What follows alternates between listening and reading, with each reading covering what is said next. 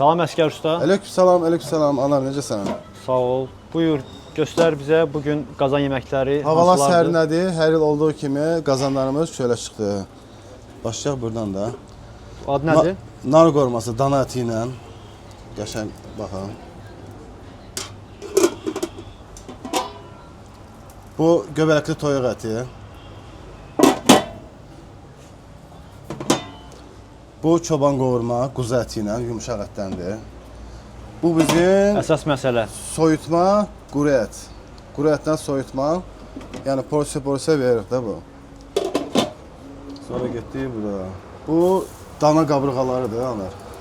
Soğançalı, yanında bütöv kartoşka ilə qızarılmış, kərə yağının özü qəşəng qızarılır.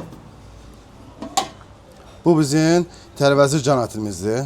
Sıf can əti göbələkli tərəvəzli. Bu bizim turşulu can əti.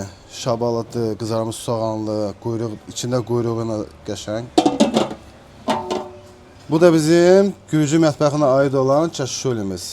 Qəşəng sarımsaqlı, kişnişli, qəşəng malatı iləndir.